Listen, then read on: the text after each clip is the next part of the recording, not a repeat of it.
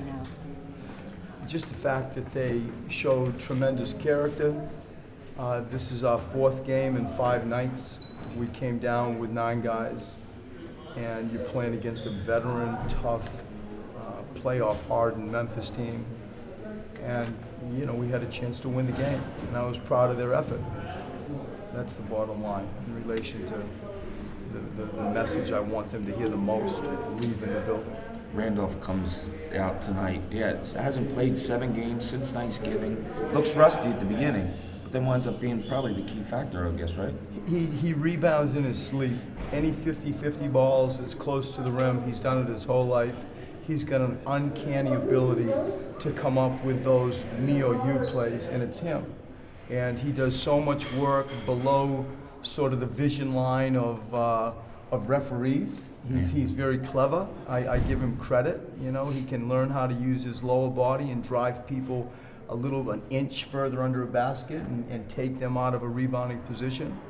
But Zach and Mark are just elite sort of NBA veterans that are obviously capable of closing out games. Looking at Ersan, he missed his first 5 shots, goes for 23, 17 rebounds. Where do you attribute that type of impact?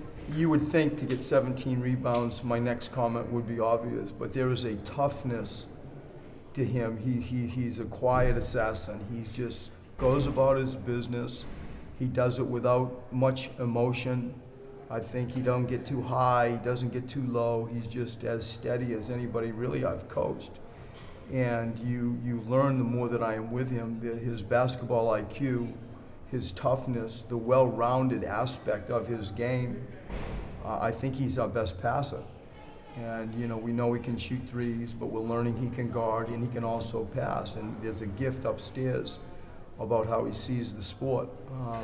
He's been a great acquisition. Great, you get at the end of games, and I think the one time you didn't want Nick to foul, right? After that turnover, and he fouled. Another time, guys are just they're hesitant, throwing passes. It's like they're not sure what to do. Are they tight at the end? I don't know. I think refs at times think you want to foul and you don't. I feel like if we all go back and look at it, happened to Doc the other night, we don't want to foul. And sometimes they think you do want to foul. I'm not sure if we all look at it if that really is a foul. And so, we'll make better judgments looking at it. I think, in that situation, you clearly don't want to foul. I think the 2 turnovers we had by our point guards at the end, is stuff you got to grow through, live through. We ended up getting a shot we wanted at the end for Nick. We needed something that was going to free somebody up for a catch shot 3. And they did a good job of executing that, but toward the end of the game, those turnovers and that foul hurt us.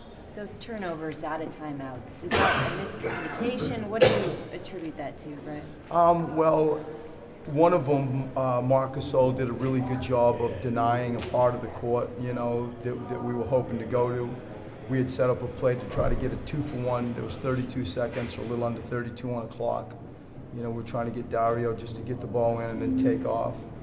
Dario's experience in a whole new world, taking balls out of bounds, and we're trying to take somebody with his size and somebody that can pass the ball and try to help grow him in different parts.